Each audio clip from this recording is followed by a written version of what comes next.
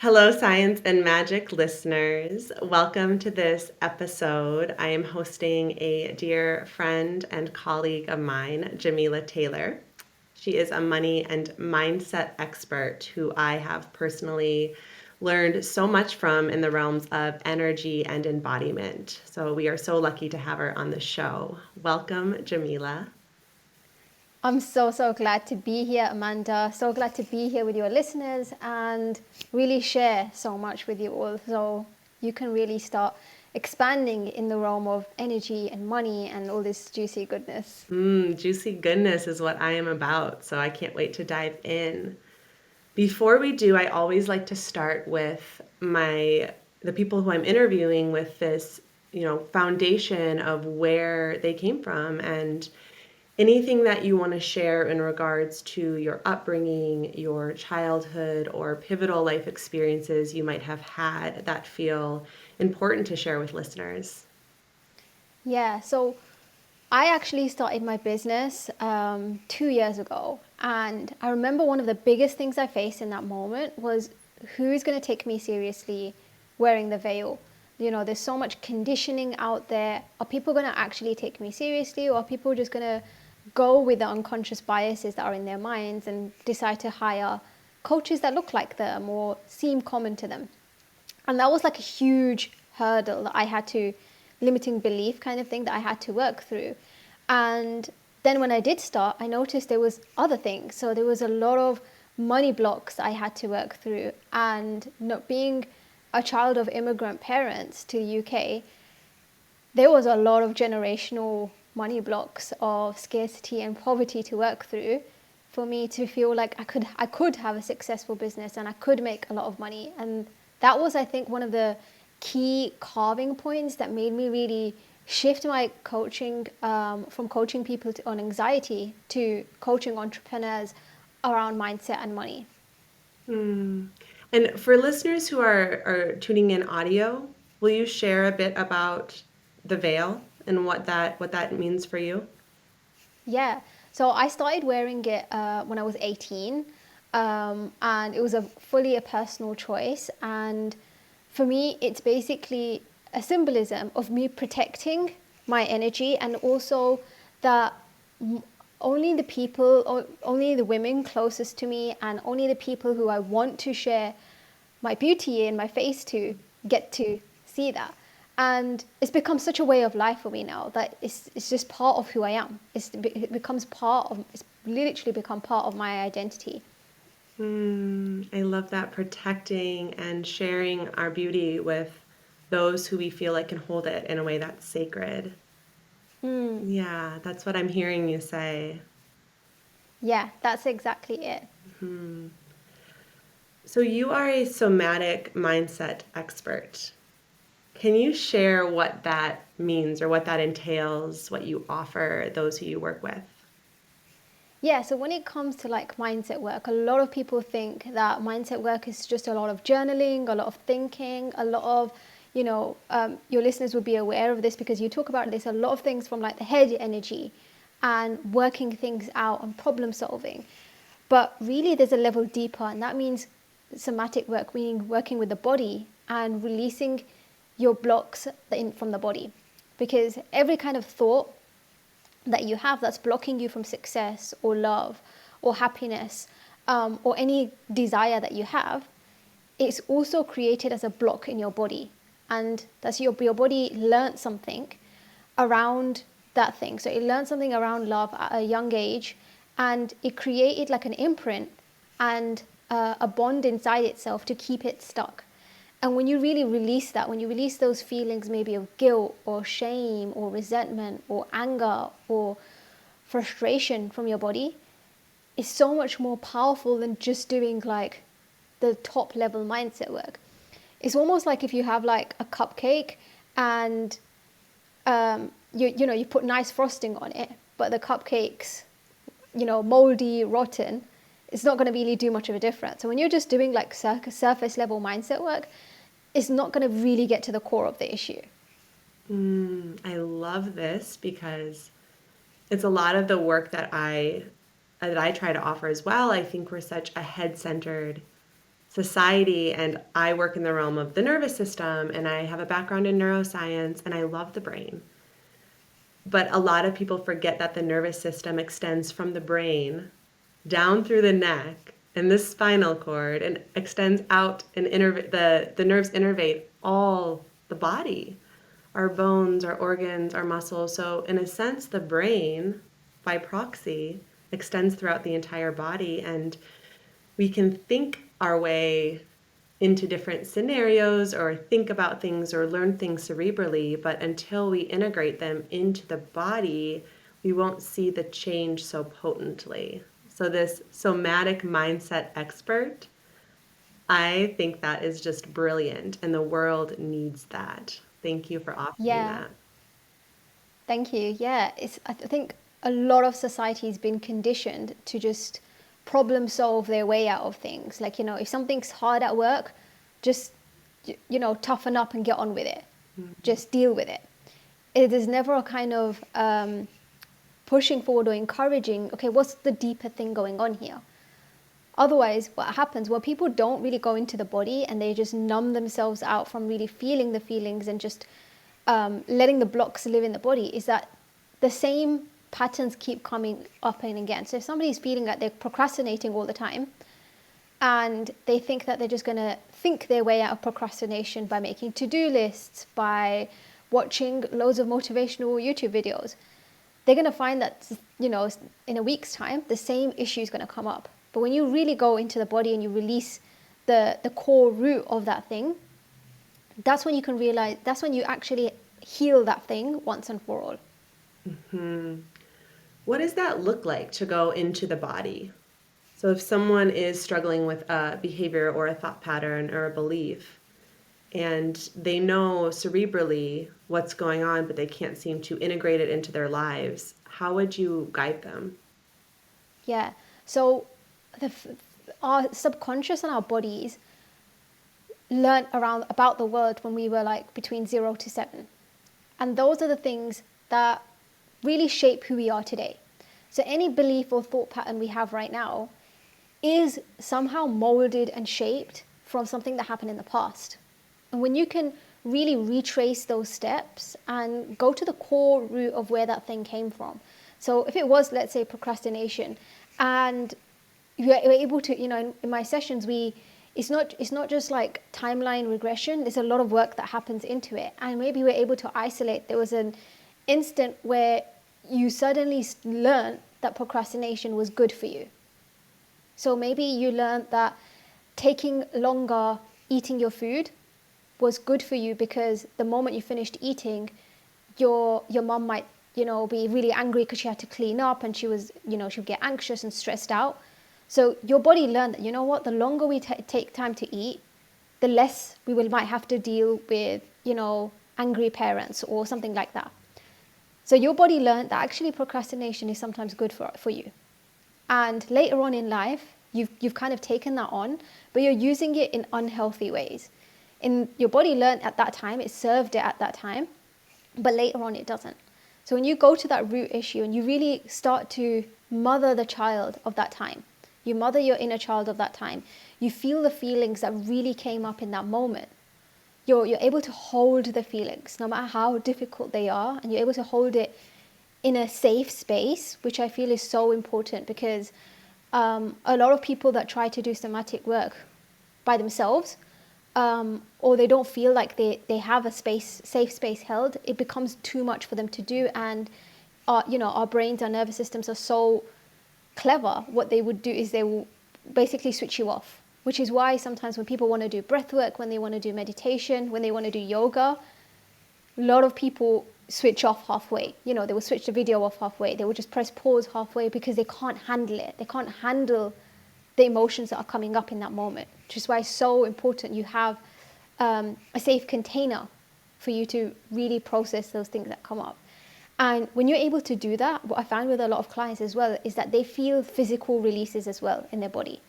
So they feel like their shoulders relax more, neck pain that they've had for so long goes away, or stomach pain that they might have goes away. And that's all because their body is starting to now open up, like clogged pipes. Because, out of all the conditioning that we have since we've been growing up and through society, it's like we're clogging up our pipes with stuff. And when you clear all that out, you can think more clearly. You become a clear vessel for the beliefs that you really want to retrain into your body. I love the metaphors you're using, the cupcake, the frosting, and then the cake part and the clogged vessels. That can be really helpful for people to visualize kind of what's happening. What I'm hearing you say is twofold. So part of this is nervous system safety of these emotions are coming up or this feeling is coming up, and I feel safer when I'm being held in a container. And this is so spot on with nervous system work and why it's important to either hire a professional, a therapist, a coach, or be in a community that feels safe when working through some of these patterns or some of these blocks that come from childhood. And the second part of this is the childhood aspect. So when we're in our childhood phase, before the age of 7, we are operating at a lower brainwave frequency state. And this is tied to our subconscious. And in this state, it's referred to as theta. We are so vulnerable to our external environment. We don't really have a filter. We're kind of like a sponge. So in this example you gave of procrastinating while eating, well, that's just being wired in under these really low brainwave frequency states. And so as we become adults and operate at a higher brainwave frequency state, then it's harder to access these beliefs without lowering the state through embodiment practices, through meditation, through the practice of yoga, through deep breaths, and having that container to have someone guide you through that and shed light on those beliefs can be extremely powerful. Yeah. You also work a lot in the realm of energy. So how would you describe what energy is? Since this is the Science and Magic podcast, I love to have conversations about both. And some of the people listening are more science oriented, but kind of raise their eyebrows at the magic aspect. So how would you describe what energy is when you use that term? So I feel like we're all energy transmitting and energy receiving beings. We're basically like so many antennas on the planet, and sometimes our frequencies or our vibrations can be really, really strong and amplified, and sometimes they can be really weak or pulled inwards. And when you can recognize this about yourself, even if it kind of doesn't feel real, you can start seeing where, when I'm amplifying my energy in a way that serves me, how does that create ripple changes in the world around me and in the people in my life and in my business and in my relationship with money? And when it's happening in the opposite way and your vibration is low, and what effect is that creating in the world around you and the people in your life? If we think like 100 years ago, if somebody said to someone that, there's going to be a device where you can see somebody, on the other end of the world, and you can speak to them instantly, and you don't have to wait, people would think they were a lunatic. And we know now all that's happening is there's, frequency waves, and there's energy, and there's electricity, all these things involved, and that's what's making it possible. Nobody questions it, even though they can't see it. And that's the same with humans. Like, we have that within us also. And when you can learn to really tap into the subtleties of your energy, and this is where your body work really comes into it as well, because the more you're aware of your body and the inner sensations of your body, the more you'll be aware of what state you're in as well when it comes to energy. I love the referral back into the body. I think a lot of times when we think of energy, we think of it as something outside of the body. But quite literally, the nervous system runs energy through the neural pathways in the body. That's what the nervous system is. It's electricity. And this creates a magnetic field around the body. And in some mysterious way, we are connected to each other. Our nervous systems sense each other. There's a non-local connection sometimes too, where you can sense someone way far away, even if you're not in direct communication with them. And I love diving into this mystery. And I think you are so skilled at this, Jamila. In my sessions with you, you really tap into your energetic intuition and you're able to just follow that. And I think the more that you follow intuition and energy, the more it comes online and presents itself. So it's like the more you give it attention, the more it Yeah. shows itself and gifts us and continues to guide us.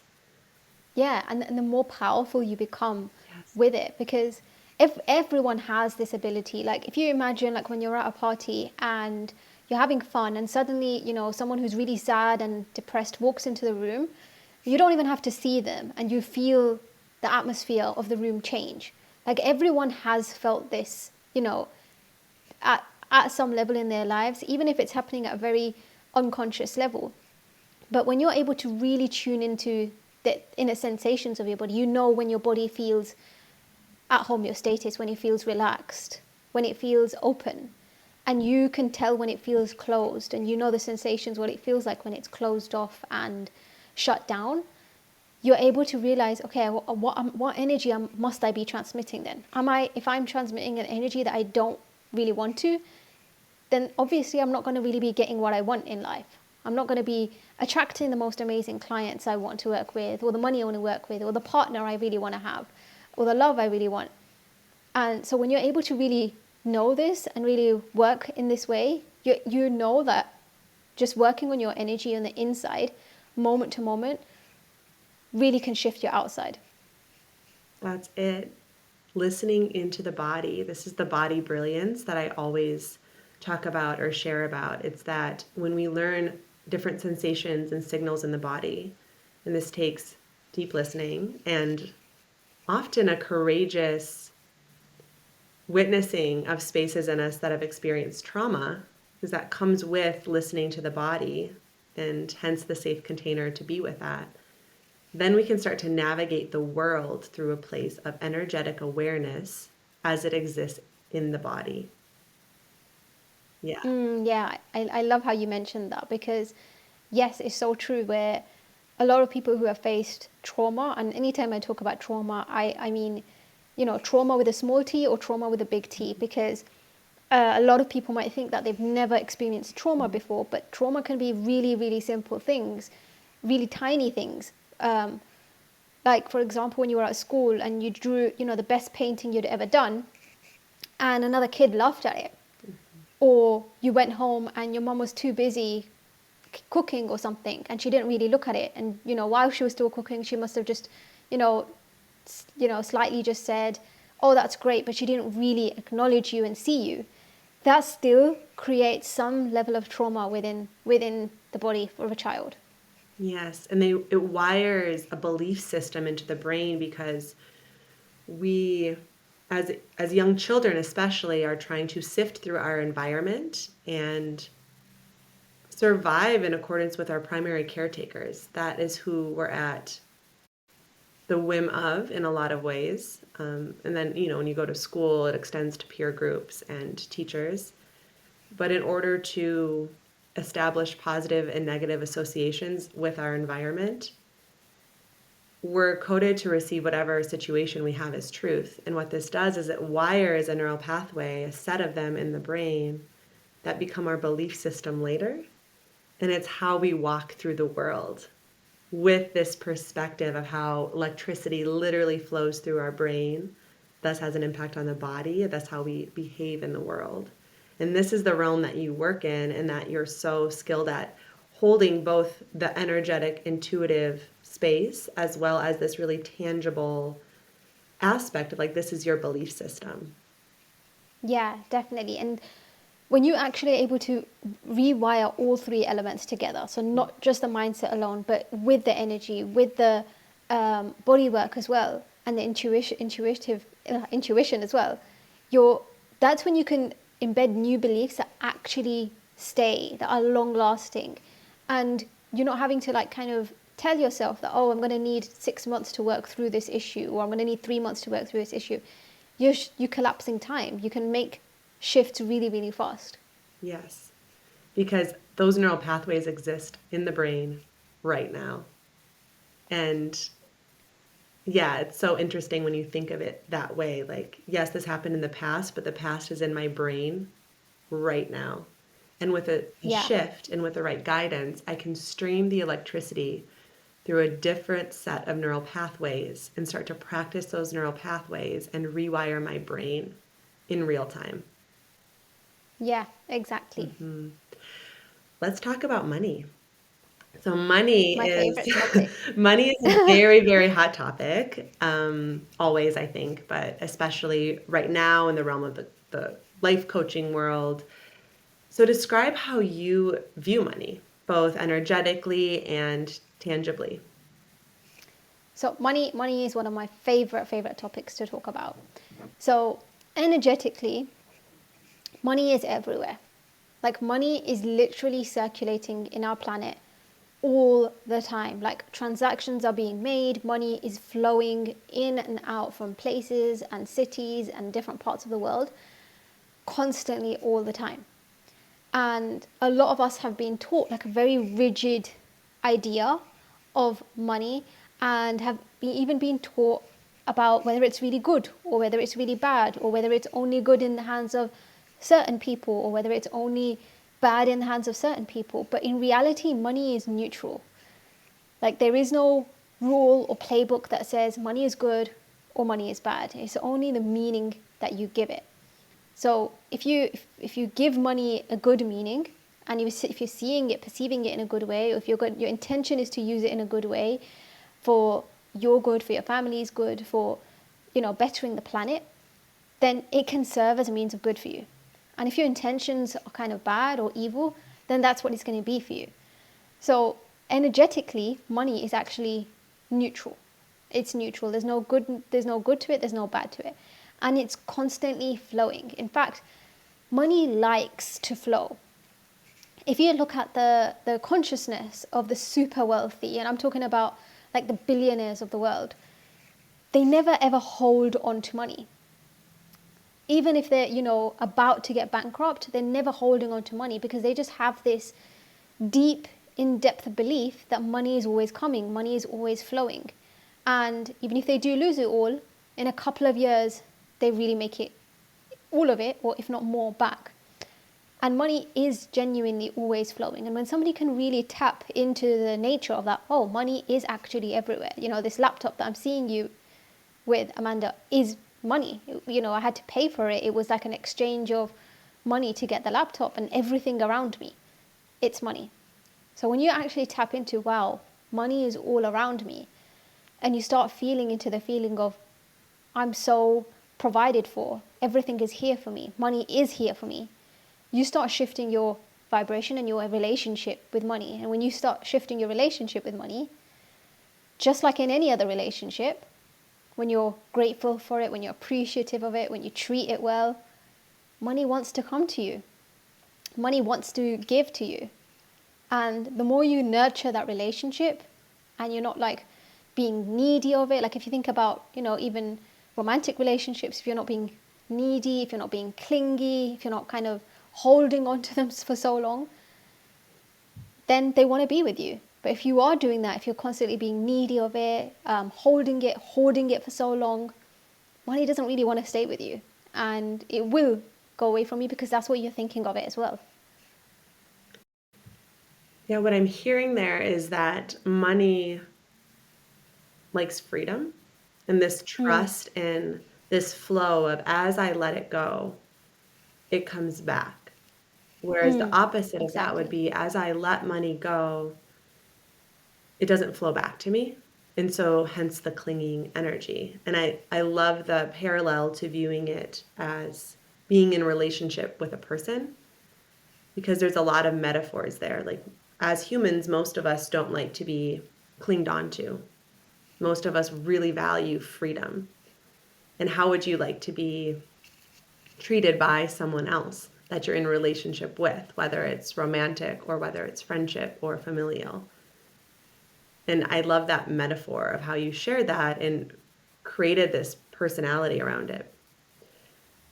In regards to beliefs, what are some of the biggest beliefs that exist in the neural pathways that people run up to in regards to money. Not necessarily embodiments quite yet of the energy, but just belief systems, ways that you see people think.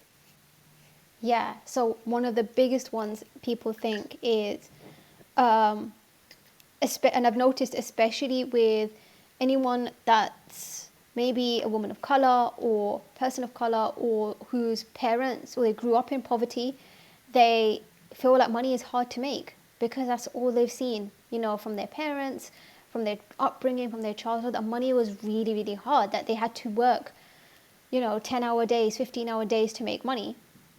So that's like a belief that I see in a lot of people, and they find that really hard to uncondition themselves from, and they'll find themselves sabotaging themselves to that belief. Even if they've started to create their own business, create their own hours, they'll find themselves doing a half an hour task, spending 5 hours doing it on purpose, like tinkering away, trying to make the graphics super fancy, or just to find the perfect font color for something, or other tiny weeny bits and pieces, just to feel like they're worthy now of receiving the money, which is a huge one that I see a lot of people facing. Another one I see is, if I make more money, I'll become greedy, not spiritual, mean. I will lose my friends. I will lose my family, and that's a big one. That's a huge one that I see a lot of women have to work a lot through to really filter out, because the sad thing is that even if they try and rewire that belief pattern, there's a lot of conditioning from media, from films, from books, from TV shows.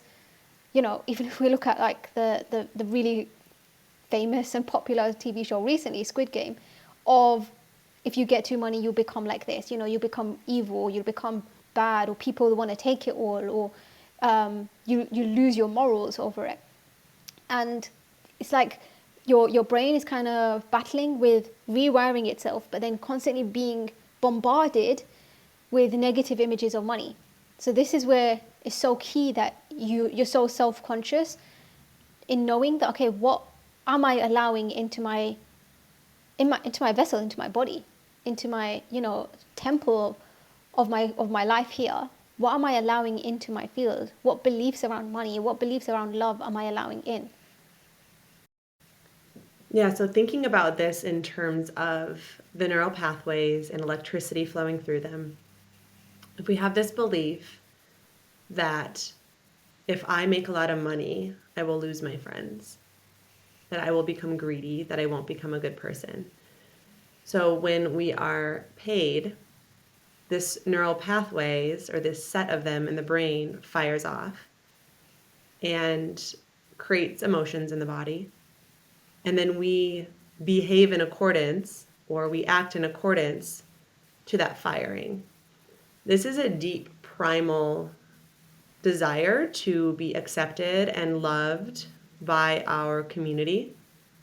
That's how humans evolved, is in community and working together in community. So if we are outcast from that community, it is a deep threat to our survival. And if we believe that money, the attainment of a lot of money specifically, will threaten our acceptance into our community, then of course, subconsciously, we're going to sabotage opportunities to make a lot of money. Yeah, that is just so spot on, Amanda.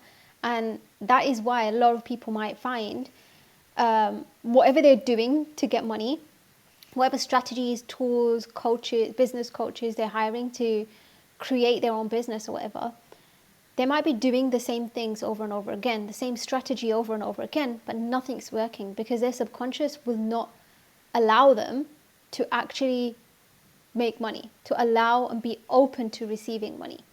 And when you're able to really rewire that, it's not so much about the strategy, it's not so much about the doing, it's more about who you're being, and just the tiniest 1 degree shift in your doing can bring money into you. And I'm thinking of a tangible example as well. Let's say you do have that belief that I'm about to make a lot of money. So maybe you're about to sign a client and you are speaking with them and about to sign a really big package that will bring in a lot of money. If there's a belief system down there in the brain, the nervous system, that is associating that exchange with losing primary community, the energy or the behavior or the presence, the state of being is going to be wobbly. There might be subtle nonverbal cues in the voice tone, in body language, that might create a lack of confidence that the person you're in communication with can sense, and then that exchange doesn't go through. Is that what I'm hearing?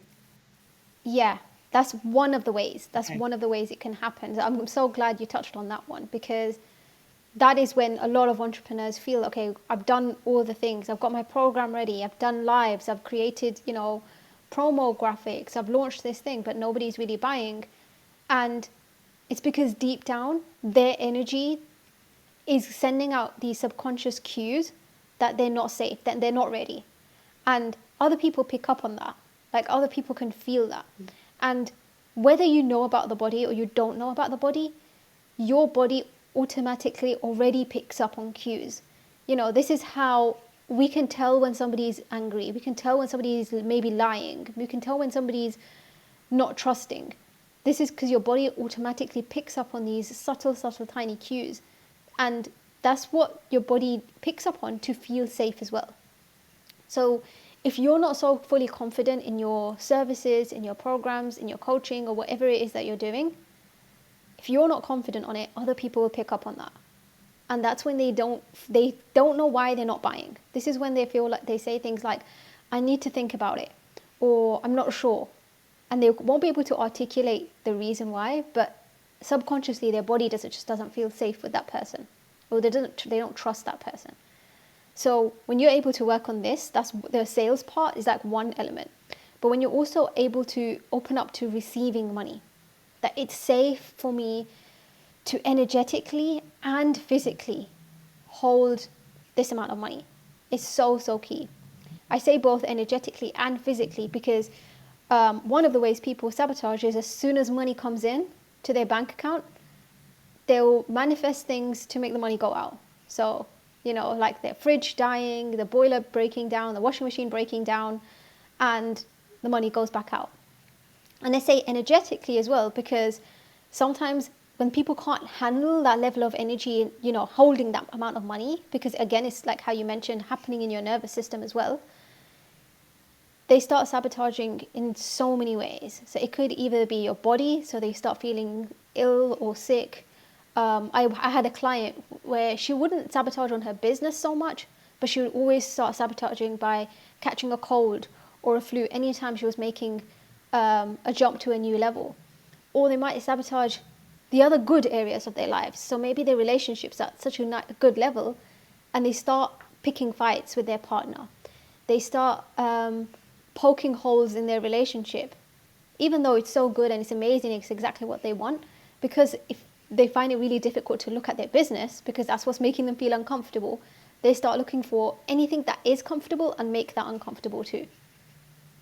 And a lot of these behaviors occur in our subconscious. So we're almost on autopilot.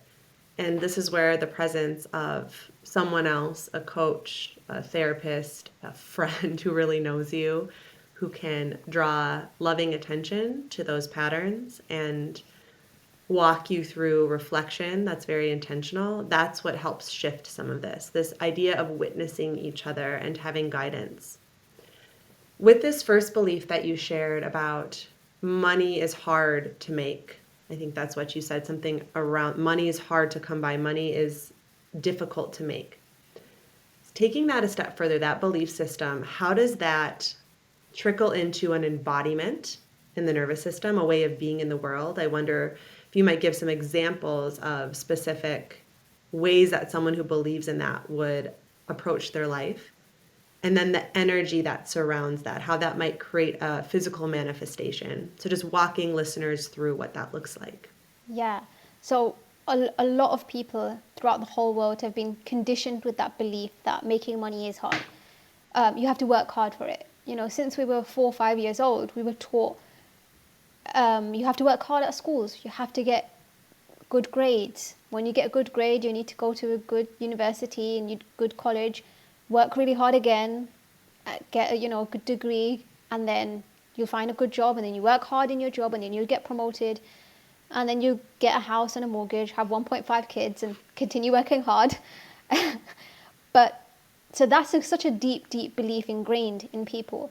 And when people are first hearing about breaking out of this belief, it feels impossible even. It feels like somebody speaking an alien language, because it doesn't feel real for them that there is another way. Which is why a lot of people, when they listen maybe to motivational speakers, when they listen to your podcast, maybe just generally the thought will immediately come in their mind, but that's for her. It's not for me. That's for them. They could do it, but I can't. Because that belief is so deeply ingrained that there is no other alternative way out. And if there is another way out, it's only for some people. It's not for them. And maybe these some people had to work really hard first. And when you're first trying to get out of that, you have to really be so self-conscious in finding out, where am I still working hard? Where am I making things harder than they need to be? And a lot of people do this. A lot of people make things way, way, way harder than they need to be. Especially maybe in certain cultures, or if somebody has a lot of the wounded masculine, they have a tendency of really making things more difficult than they need to be, because it gives them a sense of purpose. It gives them a sense of accomplishment. It gives them a sense of, I've done something. So even if they spent 6 hours writing so many emails, they feel like, I've done so much. That kind of feeling of accomplishment gives them pride and acknowledgement, I've done so much. Even though maybe they knew that there was a shortcut way to answer these emails, or there was another way to do something. It robs them of the identity of, I worked like this and I got this out of it. So that I would say, I really recommend saying that, really catch yourself, where am I still adding more to my plate and working really hard than I need to. I literally have a Post-it note hanging right by my desk that says, it gets to be easy. Yes. Yeah. It gets to be easy. And the moment you recognize that, I'm not letting this be easy, is a moment where you can question that belief, and you can ask yourself that, how can I make this easy? How can I make this easy? I had a moment like that today, because I was making the sales page of my upcoming program, the Release Experience, which is all about releasing the inner wounds that are really stopping people from making money in their business and showing up in a powerful way. And I noticed, why was I really delaying really creating this sales page? And the thing that came up was because my course hosting site needed me to upgrade to the next level, and I was just delaying making that payment. And the belief that came up from there was, I'm delaying making the payment because I'm not fully trusting that the money's going to come back, first of all. And the second thing was, I don't need to make a whole sales page from scratch. I've done it before. I know what I'm going to be putting into it. It's not going to be such a long process. And the moment I realized, I can make this easier. I can listen to a favorite podcast. I can listen to whatever I want to listen to at the same time. I can enjoy it. I can bring pleasure into it. I can have my dark chocolate and a really soothing coffee at the same time. That's when I was like, okay. It's funny. It's a really cute thing my brain's doing right now, where it knows I'm pushing myself to the next level, releasing this new program, and it wants to keep me small. It wants to keep me safe, but I get to shift how that works. Radically allowing ourselves to feel pleasure in the creative process. And this term of it gets to be easy, I think for listeners, I do want to emphasize that that's not to shy away from challenges, that there are challenges that will happen in the creation of anything in life. We are robust human beings and nervous systems that are designed to be able to evolve in response to challenge. This intention of it gets to be easy comes from, where am I making it difficult through my neural pathways? How am I sabotaging this situation or this moment because of this belief system that to get what I want, it has to be hard. And we can add in, I call these little moments of dark chocolate and coffee as yums. Like Oh, I love that. it's not always with like food necessarily. It could be you get a bouquet of flowers and you make sure the flowers are on your table when you enter Hmm. your kitchen and you see that that's a yum. It's sensory additions to life that makes things more beautiful and more pleasurable and makes the process of becoming more enjoyable and in that way existing a bit easier. Yeah, I love what you mentioned about the flowers and yums. It reminded me when I really want to get into deep work and really create something, I make sure I'm always lighting a candle. I make sure that the place is really clear for me, and I've got one of my favorite blankets by me because it's just soothing and it's relaxing for me at the same time, and knowing that I am safe. Like, even if this might feel a little bit challenging, it might feel a bit daunting, I'm safe. Yeah, safety, nervous system safety. That is key to unwinding and softening and allowing. So, what is one of the biggest blocks that you have faced personally in regards to money? And how were you able to overcome that? I think walking through the process that you used in your own brain and nervous system and body and energy might be helpful for listeners to tangibly see how they could overcome a belief system for themselves.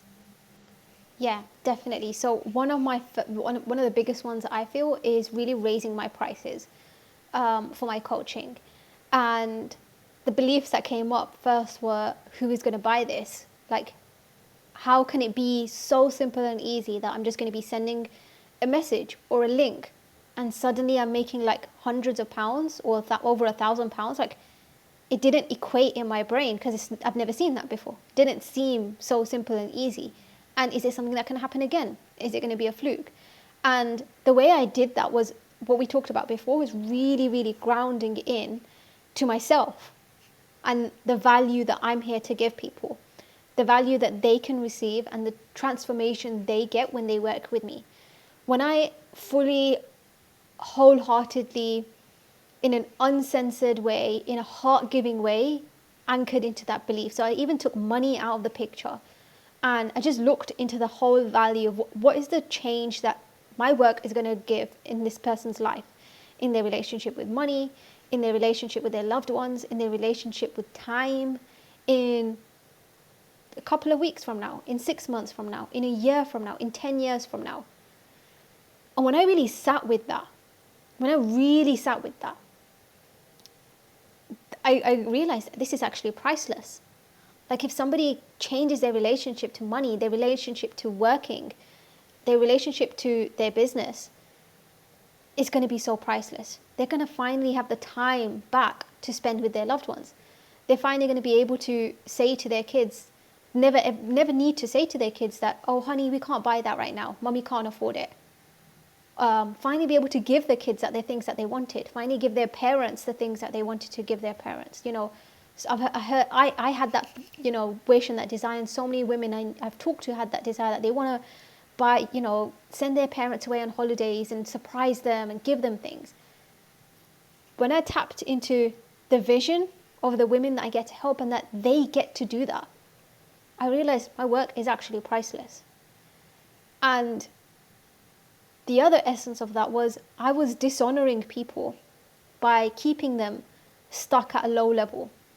Because if you think about it, when you spend a low amount on something, do you really go into that thing, you know, all guns blazing, with your heart in it, watching every single video, taking time, you know, really soaking it in and doing the practices?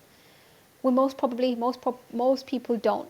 But when you know you're committed to something, your cards are on the table, you know, both feet are in, you're going to really get everything you want from that program.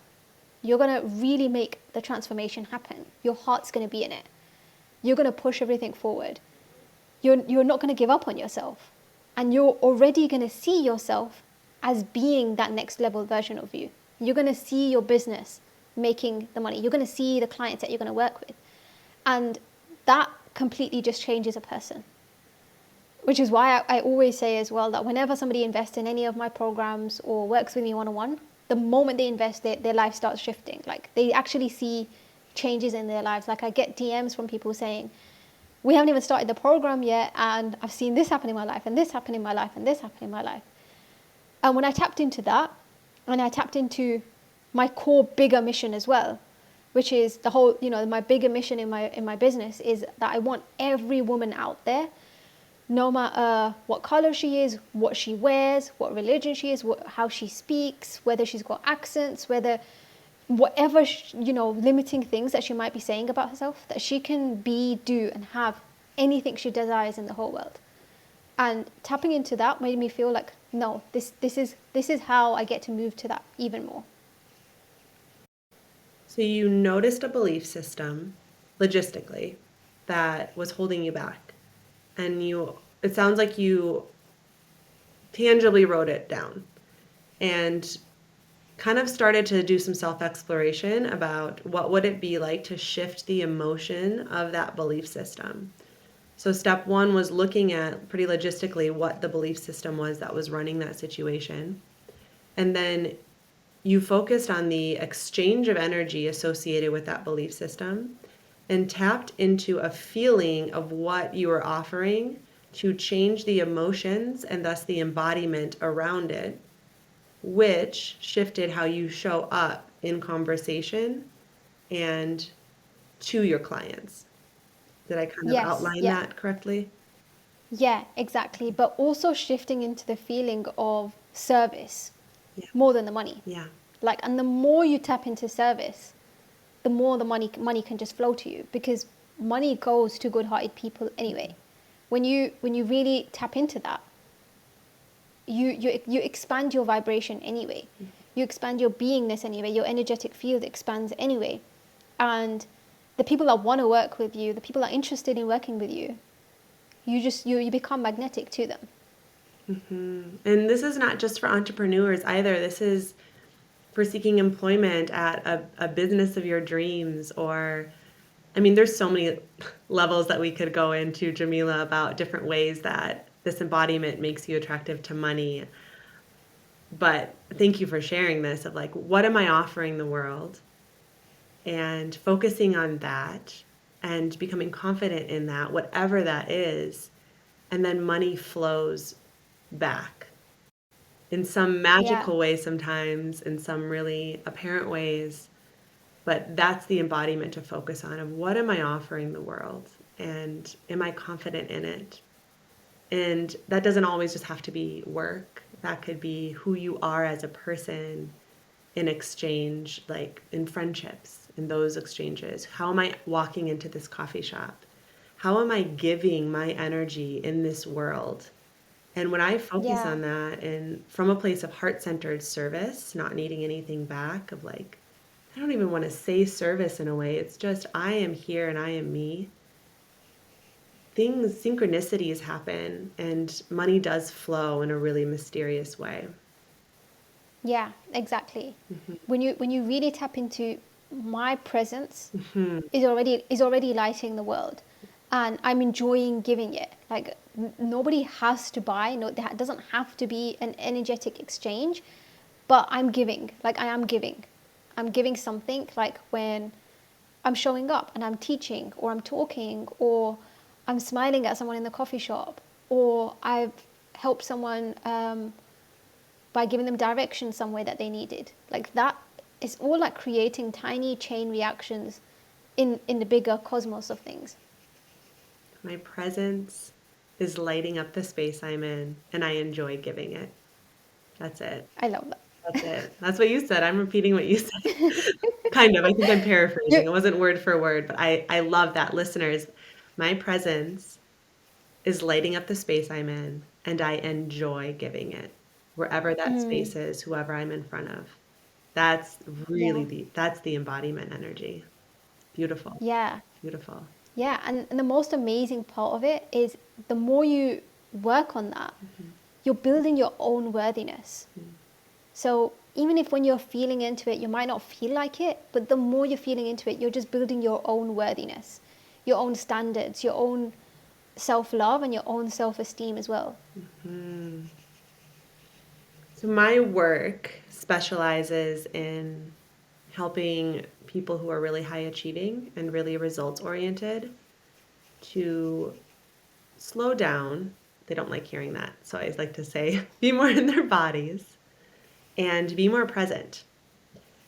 I always like to ask those who I have on this show, what are some things that what are some things that you do that help you to be in your body? What are some practices that you have in a world that for the most part really values results driven initiatives and hustling to get there no matter what the cost? How do you take care of yourself? One of the biggest ones I would say is a good yoga practice. Mm-hmm. You know, without the idea of getting it right, but just the idea of practicing it. Another one is I always try and take at least one or two conscious moments in the day where I'm super present with something else. So even if it is like just holding something and like really just feeling the textures of it on my hand, or feeling the coffee down my throat, or just having that piece of chocolate just be on my tongue for like a couple of seconds before I eat it. Just having moments like that, because just 5 seconds of that can take away maybe a racing mind that you've had for 10-15 minutes, or anxious or worrisome thoughts for that past hour. Just 5 seconds of that can literally ground you back into the present moment. Sounds like living deliciously. Yes. Yeah, these moments of sensory checking in with our senses. Sight, Yeah. sound, taste. It doesn't take a lot, and we can pair it with what we're already doing. We can eat the chocolate while sifting through emails and not tasting the chocolate, or we can take a few seconds, taste it, enjoy it melting on the tongue, tap into this present moment, and that can be the meditation. Mm. Yeah. How might listeners reach you? In what way could they keep up with your work? In what way could they tap into your genius and your brilliance that you offer as a money and mindset specialist? So they can catch me on Instagram at the.abundance.factor. Like, I'd love to hear from you all. If you're listening to this, just your takeaways, your breakthroughs, or on Facebook, Jamila Taylor, Tailor. And if you're interested in diving deeper into your money blocks and your money beliefs and really releasing them and rewiring yourself to a state of pure abundance, whether you have a business, whether you don't have a business, then you can purchase my money bundle, which is a series of videos and practices that will really take you through recognizing your core money blocks, releasing them at a mindset and body level, and rewiring yourself to abundance. So just send me a DM on Facebook, Jamila Taylor, or on Instagram, the.abundance.factor, and I'll send you the link for that. And you can also find me on YouTube, The Abundance Factor. And I'll link all of that below. Jamila offers live sessions on Instagram and IGTV. I'm not on Instagram very much. I don't know the lingo very well, but you do go live on Instagram and Yeah, then and YouTube. and Yeah, YouTube. and YouTube. And it's just such gifts for everyone. So that would be a really good opportunity to tap into Jamila's energy and maybe ask some questions live or respond to her live as well. Thank you so much for being on this show and for sharing your heart and your wisdom from the other side of the ocean. Maybe one day we'll see each other in person, but until Yes, then, we'll keep definitely. connecting like this. Yeah, definitely. It's been amazing being here, Amanda. Thank you so much. Oh, thank you.